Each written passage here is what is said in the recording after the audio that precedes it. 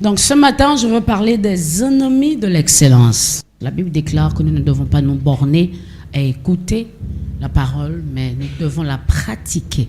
Nous devons la pratiquer. Les ennemis de l'excellence. Le premier ennemi que nous voulons voir ensemble, c'est l'orgueil. 1 Timothée 6, 17, Romains 12, 3. Ça va? Nous parlons des ennemis de l'excellence. Et le premier ennemi, c'est l'orgueil. 1 Timothée chapitre 6, verset 17, la parole de Dieu déclare: recommande aux riches du présent siècle de ne pas être orgueilleux et de ne pas mettre leur espérance dans des richesses incertaines, mais de la mettre en Dieu, qui nous donne avec abondance toutes choses pour que nous en jouissions. 1 Timothée 6, 17, c'est ça? Romains 12, 3. Romains chapitre 12, verset 3, la parole de Dieu déclare: par la grâce qui m'a été donnée, je dis à chacun de vous de n'avoir pas de lui-même une trop haute opinion, mais de revêtir des sentiments modestes, selon la mesure de foi que Dieu a départie à chacun. Amen. On peut lire la version parole vivante de ce verset? Version parole vivante. Dieu m'a donné gratuitement ses bienfaits. Je peux donc dire à chacun de vous: ne vous croyez pas plus important que vous n'êtes. Mais ne vous croyez pas plus important que vous l'êtes. D'accord. Mais que chacun se juge comme il est, selon la mesure de foi que Dieu lui a donnée en partage. Amen. Alors que nous parlons de l'excellence, il y a des choses qui nous empêchent d'être excellents. Amen. Il y en a qui ne sont carrément pas excellents à cause de certaines des choses qu'on va voir. Mais il y en a qui ont commencé excellemment, mais qui se sont arrêtés à mi-chemin. Amen. Et il y a des choses qui nous empêchent d'être excellents. C'est important. Et s'il vous plaît, nous devons prêter attention à tout ce qui va se dire ce matin. Amen. Nous recevons des enseignements importants. Et vous savez, les enseignements que nous recevons aujourd'hui, ce n'est pas pour aujourd'hui. C'est pour demain. C'est pour cela que certains d'entre vous ne comprendrez pas pourquoi on voit certaines choses. Pourquoi on enseigne certaines choses. Mais l'une des qualités d'un leader, c'est d'avoir un regard futuristique. C'est de voir dans demain et pouvoir prendre déjà des dispositions pour apprêter le lendemain. Est-ce que vous m'entendez? Ce que nous sommes en train de faire maintenant, c'est pour apprêter votre lendemain. S'il vous plaît, ne prenez pas ces enseignements à la légère. Alléluia. Certains d'entre vous, à cause de là où Dieu va vous emmener, à cause de ce que Dieu fera avec vous, il est important que vous appreniez déjà ces principes. Amen. Vous savez, il arrive un niveau de succès où on n'a plus le temps de faire certaines choses. Dieu permet que vous soyez assis maintenant, en train d'écouter ce message. Ce n'est pas par hasard. Il est en train de vous préparer. Amen. On pourrait s'asseoir et donner juste des exhortations, des messages un peu légers. Mais si Dieu nous donne des messages, certains d'entre vous, parfois, vous luttez même à comprendre ce qui est dit. Ce n'est pas un problème. La parole va dans votre esprit. Amen. Elle s'assoit dans votre esprit au temps convenable. Elle va produire son fruit. Donc ne vous inquiétez pas. Vous ne comprendrez peut-être pas tout ce que le pasteur dit. Mais recevez simplement. Alléluia. Mais c'est pour demain. Vous devez garder précieusement ces enseignements. Il y a des gens qui auraient souhaité entendre ça un peu plus tôt. Amen. S'il vous plaît, quoi qu'on voit, soit le mercredi, le dimanche, saisissez-vous ces enseignements. Amen. Je parlais de l'orgueil. Vous savez, l'une des choses que l'orgueil fait, c'est que ça nous rend aveugles. Je ne sais pas si c'est mercredi que je parlais de cela. Je disais que parfois on a la lèpre. Ce qui est plus dangereux, c'est d'avoir la lèpre et ne pas savoir qu'on a la lèpre. Amen. Et c'est les gens qui nous regardent qui voient la lèpre en nous. C'est un peu comme cela l'orgueil. Quand vous êtes orgueilleux, c'est difficile que vous puissiez, à moins que vous ayez une relation aiguisée avec le Saint-Esprit. Parce que le Saint-Esprit ne va pas manquer de vous le signaler. Amen. Mais l'orgueil rend aveugle. L'orgueil interdit l'accès à l'amélioration. Quand vous êtes orgueilleux, vous vous sentez déjà suffisant. Amen. Et à ce moment, ça devient un frein à l'excellence. Alléluia. L'orgueil nous fait croire que nous sommes déjà arrivés. On a déjà le succès. On n'a plus besoin d'aller plus loin. Amen. L'orgueil nous rend sourds face aux suggestions qui nous poussent à l'excellence. Quelqu'un d'orgueilleux n'accepte plus des suggestions. Parce qu'il se dit que tout ce que je fais, ou elle se dit que tout ce que je fais, c'est déjà bon. C'est-à-dire que même quand vous êtes un chef d'entreprise, quand un employé essaie de suggérer quelque chose qui peut entraîner l'entreprise dans l'excellence, vous n'allez pas accepter cela à cause de l'orgueil. Ça demande de l'humilité. Amen. De pouvoir accepter des suggestions. Et quand on se sent déjà tout puissant, on sent qu'on est omniscient, omnipotent, à ce moment, on est plus prompt à recevoir des suggestions. Mais parfois, l'excellence prend le canal des suggestions pour se manifester dans votre vie. Et vous devez le comprendre. Amen. L'orgueil est un frein à l'excellence. On a vu des gens briller, mais dès que l'orgueil avait déjà pénétré leur cœur, ils n'ont plus avancé. Est-ce que vous m'entendez? L'orgueil nous aveugle face à nos insuffisances. Quand vous êtes orgueilleux, vous ne voyez plus ce qui ne marche plus bien. Vous ne voyez plus ce qui n'est plus bien dans votre vie. Alléluia. Et vous savez quoi? L'orgueil a l'art de nous faire miroiter les erreurs des autres. C'est-à-dire qu'on voit plus un peu ce qu'il y a de mal chez les autres. Et on s'ignore soi-même. Et c'est ça qui est dangereux avec l'orgueil. Amen. Il faut que Dieu nous aide tous. Parce que l'une des choses qui a arrêté beaucoup de grands hommes sur la terre, c'est l'orgueil. Amen. Des gens qui excellaient. On a l'exemple parfait, Lucifer. Il était excellent. Si vous voyez comment la Bible décrit Lucifer, oh là là, il était comme un Dieu. Amen. En réalité, après Dieu, c'était comme si c'était lui. Mais regardez où il est aujourd'hui. Parce que l'orgueil te rend aveugle face à tes propres insuffisances. Bien au contraire, l'orgueil magnifie tes qualités et minimise tes défauts. Tu ne vois que du bien en toi. Tu ne vois pas ce qu'il faut rectifier en toi. C'est ça le danger de l'orgueil. Et parfois, quand vous êtes déjà sur le chemin du succès, ce danger-là va vous visiter. Est-ce que vous m'entendez? Parfois, quand vous êtes sur la bonne voie, l'orgueil va vous visiter. Et c'est l'un des dangereux visiteurs qui puisse exister sur le chemin de votre destinée. C'est un visiteur destructeur. Il fait des ravages. Et c'est pour ça que le psalmiste n'arrêtait pas de dire à Dieu: sonde-moi, ô Dieu, sonde-moi, va au-dedans de moi. Là où personne ne peut aller, sonde-moi. Et c'est une prière que nous devons faire constamment. Amen. L'orgueil nous emmène à avoir des mauvaises réactions envers ceux qui nous font des remarques constructives. Alléluia. L'orgueil nous emmène à avoir des mauvaises réactions envers ceux-là qui nous font des remarques constructives. Parfois, ce qui va t'aider à être plus excellent, c'est la remarque que quelqu'un va te faire. Mais tu n'aimes pas les remarques.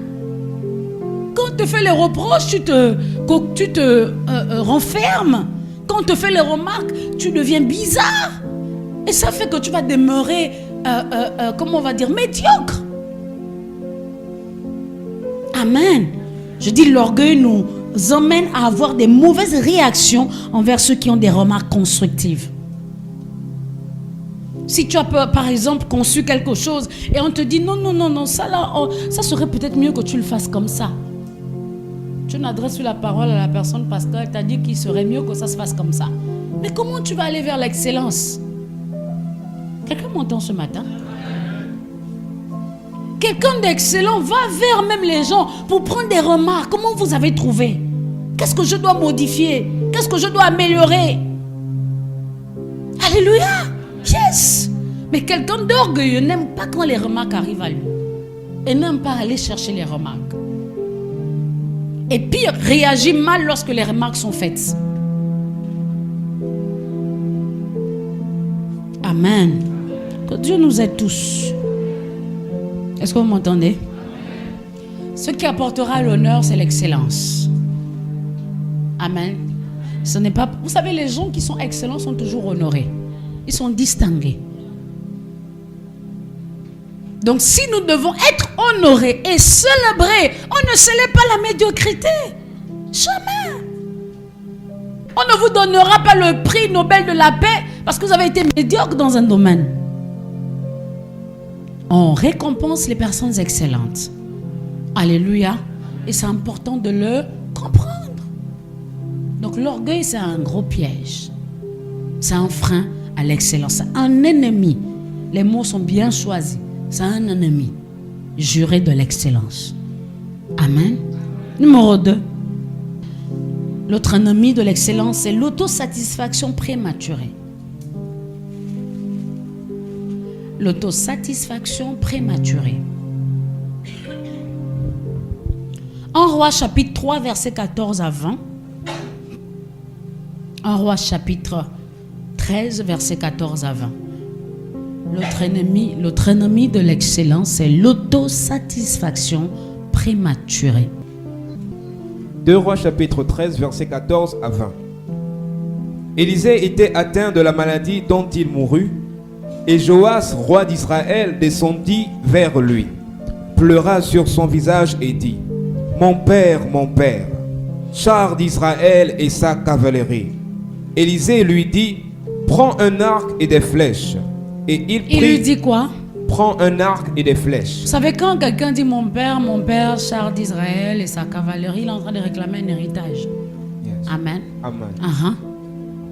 Et il prit un arc et des flèches. Puis Élisée dit au roi d'Israël: bande l'arc avec ta main. Et quand il eut bandé de sa main, Élisée mit ses mains sur les mains du roi. Verset 17. Et il dit: ouvre la fenêtre à l'orient. Et il ouvrit. Élisée dit: tire. Et il tira. Élisée dit: c'est une flèche de délivrance de la part de l'Éternel. Une flèche de délivrance contre les Syriens. Tu battras les Syriens à Aphek jusqu'à leur extermination. Élisée dit encore: prends les flèches. Et il les prit. Élisée dit quoi? Prends les flèches. Prends les flèches. Il n'a pas donné un nombre défini. Il a juste dit: prends les flèches. Uh-huh. Et il les prit. Élisée dit au roi d'Israël: frappe contre terre. Et il frappa 3 fois et s'arrêta. Il frappa 3 fois et s'arrêta. Uh-huh. L'homme de Dieu s'irrita contre lui et dit: il fallait frapper 5 ou 6 fois. Alors tu aurais battu les Syriens jusqu'à leur extermination. Maintenant, tu les battras 3 fois. Verset 20. Élisée mourut et on l'enterra. Alléluia, fin de l'histoire. Amen. Amen. Amen. Il avait l'opportunité d'obtenir une victoire absolue. Mais parce qu'il a été satisfait prématurément, il s'est dit: je suis avec le prophète, ben je frappe 3 fois et puis je m'arrête. Qu'est-ce qui empêchait à ce roi de frapper? On t'a dit: prends les flèches. Ah, ceux qui étaient là le jour où on a fait l'acte prophétique sur moi, on m'avait averti: si tu t'arrêtes, ce sera comme ça. Si tu dis arrête, n'est-ce pas? Je n'ai pas dit arrête parce que je n'étais pas déjà satisfaite. On serait resté jusqu'à 20h. Alléluia. On lui a donné plusieurs flèches, mais il a décidé de frapper 3 fois. Vous savez ce que ça veut dire? C'est que parfois Dieu nous donne de très grandes opportunités, mais on se contente du peu. On se contente du moindre. Quand on arrête déjà quelque part, on est déjà satisfait. On pense déjà que oh là c'est bon. On a réussi. Amen.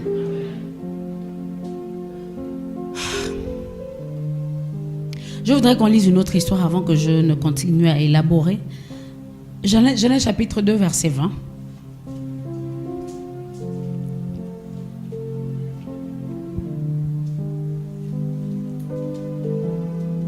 Genèse chapitre 2, verset 20. La parole de Dieu déclare. Et après, on va lire le verset 23. Et l'homme donna des noms à tout le bétail, aux oiseaux du ciel et à tous les animaux des champs. Mais pour l'homme, il ne trouva point d'aide semblable à lui. Regardez, on donna quoi? Des noms à tout le bétail, Ah aux oiseaux du ciel et à tous les animaux des champs. ah. Mais pour l'homme, il ne trouva point d'aide semblable. C'est quoi le lien entre les noms qu'on donne aux animaux et l'aide semblable que l'homme recherche? D'après vous, c'est quoi le lien? Hein? Il y a un lien.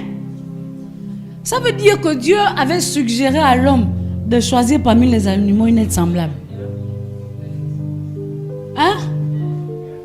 Il a vu les oiseaux, il a dit non, non, non. Alléluia. Il regarde le buffle. Oh! Je ne peux pas. Amen. Même le singe, non, non, non, non. Alléluia. Ça veut dire que Dieu avait dit, regarde, choisis-toi une aide semblable. Adam a dit non. Il n'y a rien pour moi là. Amen. Il n'a pas vu son aide. Yes. Ça veut dire que le mariage, ce n'est pas forcé.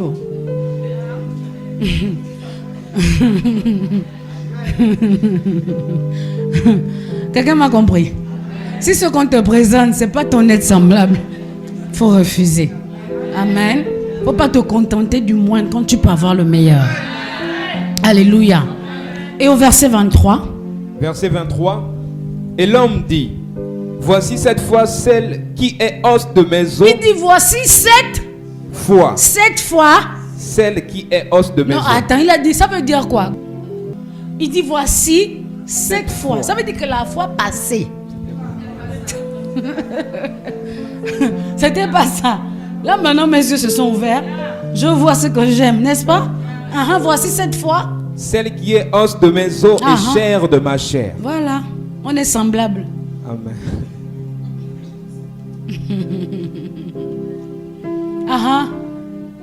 On l'appellera femme parce qu'elle a été prise de l'homme. Alléluia. Amen.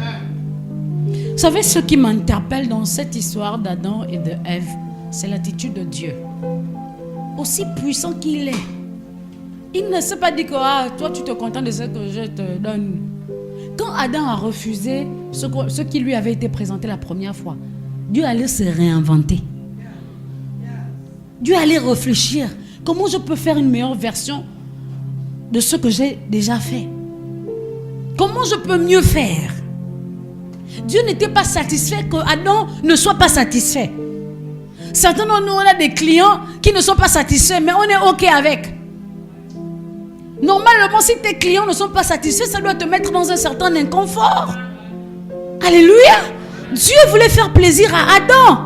Sauf que Adam n'a pas aimé le produit que Dieu lui a présenté la première fois. Quand il l'a vu, il a dit, voici, cette fois-ci. Et il a donné la raison. Il a dit, elle a été prise de moi. Je m'identifie en elle, elle s'identifie en moi. Amen. Elle ne peut pas être mon semblable s'il y a déjà des... L'autosatisfaction prématurée, même Dieu ne s'est pas dit, bon, j'ai déjà fait le meilleur. À chaque fois qu'il créait, il s'asseyait pour regarder. Et la Bible dit, Dieu vit que c'était bon. Ça veut dire que peut-être il y avait des choses qu'il avait déjà faites, mais il a vu que c'était pas bon. Et quand il a fait cette chose finale, il a dit, moi-même je vois là que c'est bon. Amen. Et les gens excellents se réinventent. Tu as fait quelque chose aujourd'hui, essaie de creuser encore. Comment je peux faire mieux? Si je vends un produit, comment je peux rendre mon emballage plus excellent? C'est pas parce que les gens achètent que c'est excellent. Ça nous est jamais arrivé d'aller dans un endroit parce que tous les autres endroits sont fermés. Ça ne doit pas être le cas pour vous. Amen. Parfois nous sommes très vite satisfaits de nos exploits et de ce que nous devenons, ce qui représente un frein à l'excellence. Il y a une meilleure version de ce que vous êtes et de ce que vous pouvez devenir. Il y a une meilleure version de ce que vous avez. Et vous voyez, les fabricants de téléphones le font. Ils ont toujours des versions plus performantes. iPhone 2, iPhone 3, iPhone 4, iPhone 6. En ce moment, c'est le iPhone 6 qui règne. 14. Alléluia. C'est ça. C'est tout un enseignement. C'est ça l'excellence. Vous ne pouvez pas vendre un produit. Comment je vais le dire? C'est-à-dire que ce produit-là, il y a 10 ans, il ressemblait à quelque chose. Et 10 ans plus tard, il ressemble toujours à la même chose. Alléluia. Pendant que les autres sont en train de se réinventer. Et c'est important. Vous allez remarquer que même Anza change parfois l'emballage de sa bouteille. Les gens se réinventent.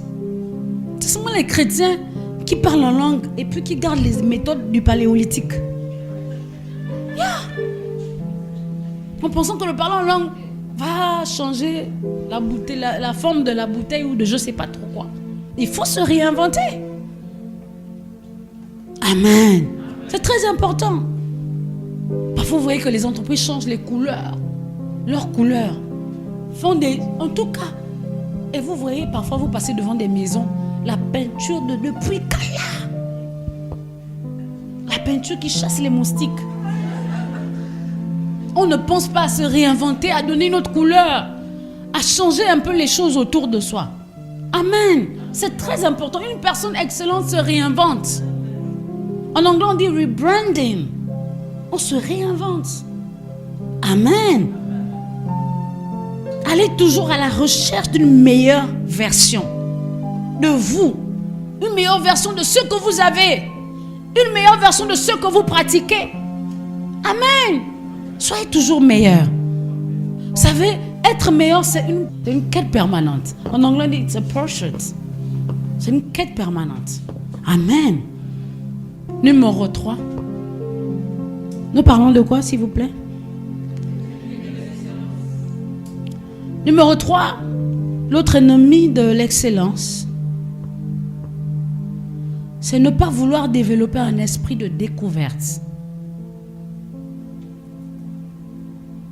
Ne pas vouloir développer un esprit de découverte.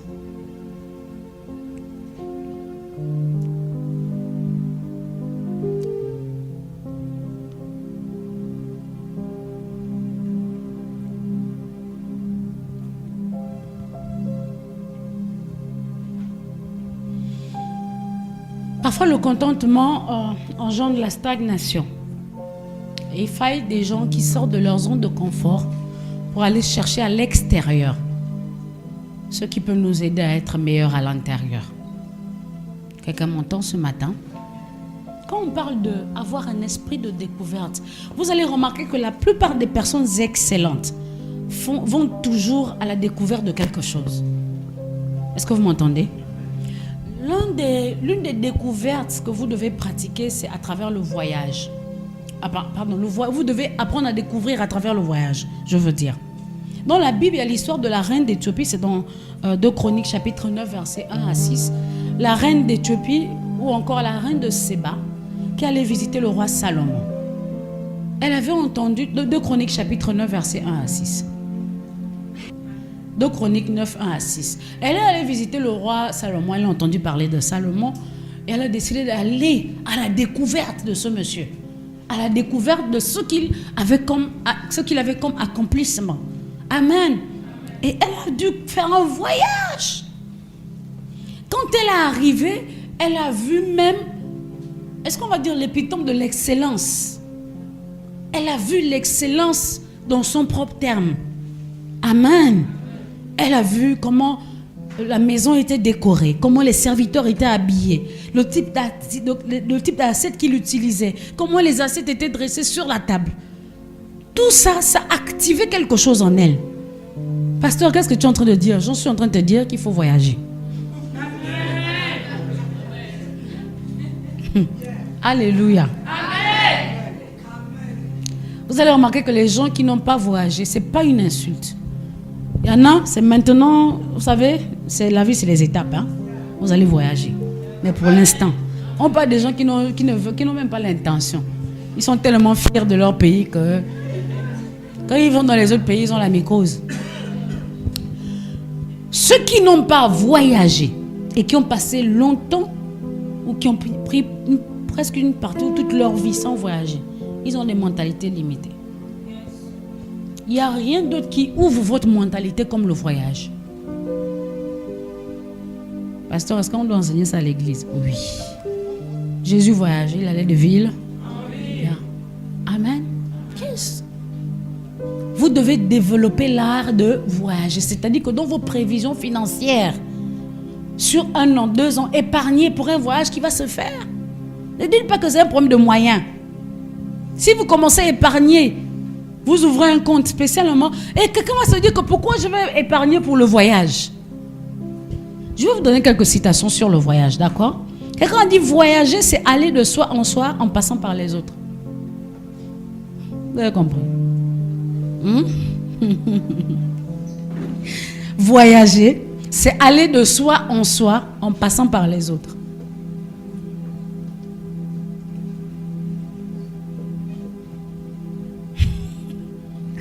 Ça, c'est une dissertation.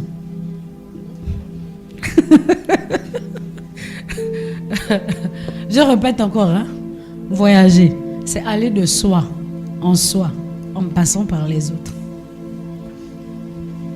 Je vous laisse ça pour la méditation.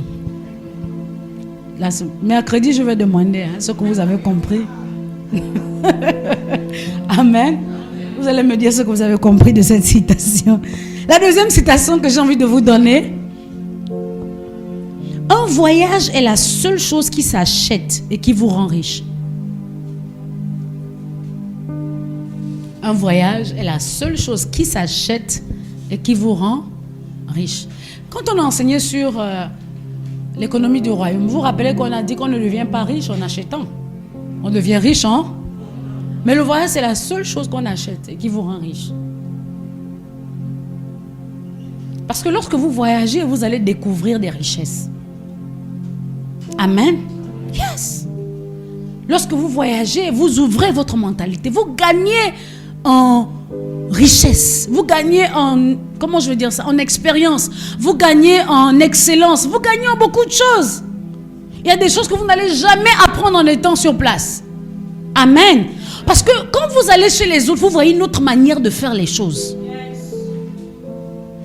Vous savez, parfois il y a des trucs même que nous ne mangeons pas ici. On pense que ce n'est pas mangeable. C'est-à-dire que ça traîne autour de nous. Parfois on meurt de faim, mais c'est autour de nous. Jusqu'à ce qu'on voyage et qu'on voit comment les autres préparent ça. Et qu'on goûte. Et qu'on se dise, oh, donc on gaspille la nourriture comme ça. Je prends juste des exemples banals. Amen. Vous devez planifier les voyages. Tu n'as pas besoin d'abord d'aller à l'étranger. Certains d'entre vous, il n'y a que Libreville que vous connaissez. Pourtant, au Gabon, il y a 9 provinces. Ça ne va pas tuer vos finances. Si vous prenez un voyage touristique à, je ne sais pas, Lambaréné ou je ne sais où. Amen. Ça va vous ouvrir l'esprit. Ça va vous inspirer des choses. Vous savez, les hommes d'affaires font quoi? Quand ils ont travaillé, après ils voyagent. Ils vont se régénérer. Parce que le fait d'être dans un autre environnement, ça te rend plus productif. Est-ce que vous m'entendez? Il y a des nouvelles idées. Parce que parfois, quand vous voyez les mêmes choses, tous les jours, les mêmes... Parfois, vous êtes nerveux, vous ne savez pas pourquoi. Le voyage vous détend. Est-ce que vous m'entendez? C'est important. Et ça, je ne sais pas comment il faut le dire, mais vous croyez plus en vous. Vous croyez plus aux possibilités qu'il y a dans la vie en voyageant. Il y a un espoir qui naît en vous quand vous voyagez. Alléluia. Il y a ton voisin voyage. Amen. C'est très important. On ne dit pas ça pour vous complexer. Hein? Alléluia. Vous devez découvrir à travers les voyages. Découvrir à travers les documentaires. Vous pouvez aller dans un pays sans y être. Amen. En suivant un documentaire sur ce pays-là. Vous pensez que les présidents font comment? Quand ils viennent dans un pays, ils font un discours et vous les entendez parler comme s'ils maîtrisaient le pays. Ils ont voyagé à travers les informations. Vous pouvez voyager à travers des documentaires. Voyager à travers des livres. À travers des films instructifs. Pas les séries novelas. Alléluia. Yeah. Vous pouvez voyager à travers les expériences des autres. Certains d'entre vous n'êtes pas encore allés à l'étranger. Discutez avec les gens qui sont déjà allés. Posez des questions essentielles. Amen. Si quelqu'un vous a donné l'information sur un pays, la personne vous a permis de voyager dans ce pays-là. Voyagez à travers les expériences des autres. Ce que je suis en train de vous dire, c'est que activez en vous l'esprit de découverte. Aimez découvrir de nouvelles choses. C'est ça qui rend quelqu'un excellent. Aimez découvrir de nouvelles opportunités, de nouvelles manières de faire. Les femmes, la cuisine. Vous pouvez voyager à travers les émissions de cuisine. Découvrir aussi la restauration des autres. Comment on appelle ça? La gastronomie. Merci. C'est le mot que je cherchais. Vous allez découvrir la gastronomie des autres. Et vous allez cuisiner et le mari va dire, mais tu sors ça d'où? J'avais voyagé. Amen. Donc vous devez activer en vous l'esprit de découverte. Pas seulement le voyage. Le voyage, c'est un canal. Amen. Mais il y a plusieurs autres manières de découvrir. J'ai parlé des livres. J'ai parlé des documentaires. J'ai parlé des expériences des autres. Amen. Vous savez que même les songes. Je ne parle pas de sortir en vampire. Parce qu'il y en a, en Afrique, on a choisi le meilleur moyen de voyager. C'est le dikundu. Dans les ballets, à travers leurs ballets, ils se retrouvent à New York City, à Miami. C'est pas de ça dont on parle. Amen. Mais parfois, Dieu même peut vous transporter quelque part, dans un songe. Vous voyez maintenant le petit villageois aux États-Unis.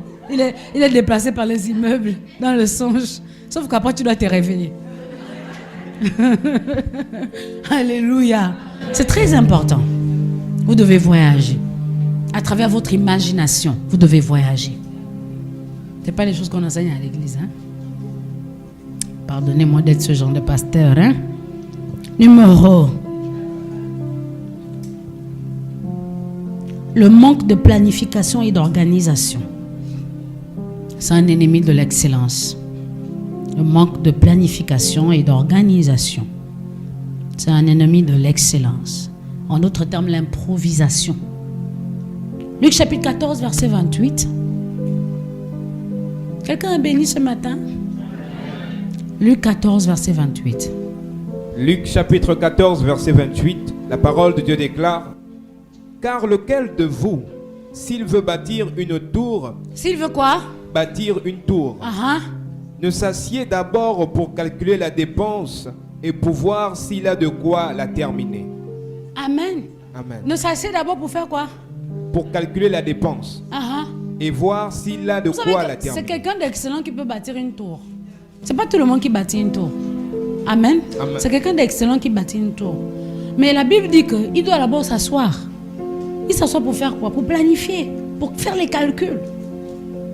Certains, on veut faire des choses qui nous dépassent, mais on n'a pas planifié pour ces choses. Quelqu'un a dit que refuser de planifier, c'est planifier l'échec. Alléluia. Yes. L'une des choses qui rend les gens médiocres, c'est le manque d'organisation et de planification. On veut être des héros pour des choses pour lesquelles on ne s'est pas préparé. On se lève un matin, on déclare ceci, on fait ci, on s'engage dans telle chose. Et il n'y a aucune planification, même écrite. Vous savez que Dieu a tout planifié. L'arrivée de Jésus a été... Tout ce qui a été fait dans la Bible a été planifié. Quand vous regardez l'Ancien Testament, c'est l'ombre du Nouveau Testament. Tout a été planifié. Il a d'abord essayé ses coups dans l'Ancien Testament. Quand il a senti que c'est le bon moment, mon fils peut partir. Joseph, c'est une image de Jésus. Vous m'entendez? Moïse, c'est une image de Jésus. Tout ça, là, par ces expériences-là, il est en train de préparer l'arrivée du Messie. Dieu s'est préparé. Il n'y a que les chrétiens qui ne se préparent pas. J'ai parlé en langue, j'ai jeûné 15 jours. Si tu ajoutes la planification au jeûne et à la prière, tu seras plus excellent que tout le monde. Mais le plus souvent, on jeûne, on prie, on ne planifie pas. On n'organise pas les choses. Les chrétiens sont trop désordonnés. Trop désordonnés. Alléluia. Yes. Et c'est un problème. Amen. Donc vous devez apprendre à planifier.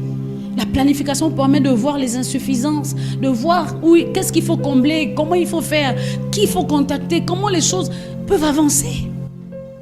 Et c'est ça qui entraîne l'excellence. Le dernier point ce matin, c'est la non-implication du Saint-Esprit dans nos projets.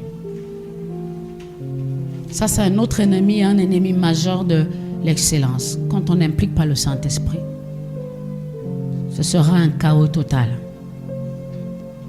La non-implication du Saint-Esprit dans nos projets. Jacques chapitre 1, verset 17. La non-implication du Saint-Esprit dans nos projets. Jacques chapitre 1, verset 17. La parole de Dieu déclare: toute grâce excellente et tout don parfait. Toute grâce quoi? Excellente. Et tout don parfait. Descendent d'en haut du Père des Lumières. Descendent d'en haut du Père des Lumières. C'est Dieu. Quand on dit qu'il est le Père de Lumière, la lumière ici, c'est l'image de la connaissance. C'est l'image de l'illumination par la connaissance. Amen. Chez lequel il n'y a ni changement, ni ombre de variation. Alléluia. Amen. Donc si vous devez être excellent, il faut savoir que l'excellence vient de Dieu. Les grâces excellentes viennent de Dieu. Les dons parfaits sans reproche viennent de Dieu. Si vous devez réussir par l'excellence, vous devez impliquer le Saint-Esprit dans chaque détail de vos projets. Amen. Vous devez lui demander à chaque étape: est-ce que je dois continuer à avancer? Comment est-ce que je dois faire cela? Et c'est ce que Moïse a fait avec l'arche. Il n'a pas essayé de construire avec son intelligence. Dieu lui donnait les directives à chaque instant sur ce qu'il fallait faire, les mesures qu'il fallait prendre, les couleurs qu'il fallait choisir, le type de bois qu'il fallait choisir. Et c'est nous qui écartons le Saint-Esprit dans nos affaires. Nous connaissons le Saint-Esprit quand il faut débloquer les situations financières, mais pas quand il faut bâtir des affaires, pas quand il faut bâtir des foyers, pas quand il faut éclore dans nos emplois, dans nos lieux de travail. Le Saint-Esprit est là et il doit être impliqué dans tout ce que nous entreprenons. Est-ce que vous m'entendez? C'est très important. Une personne qui n'implique pas le Saint-Esprit ne sera pas excellente. Et ça revient au premier point, l'orgueil. Tu dépends que de toi-même. Tu n'as pas besoin de Dieu. Certains d'entre nous, le Saint-Esprit est invité à certains domaines de nos vies, dans certains domaines de nos vies, et dans d'autres, il est écarté. Non. C'est soit nous le choisissons pour chaque problème ou chaque étape de nos vies, ou nous ne le choisissons pas du tout. Amen. Il doit être la Bible déclare qu'il sera avec nous. Il va nous accompagner. Il va nous soutenir.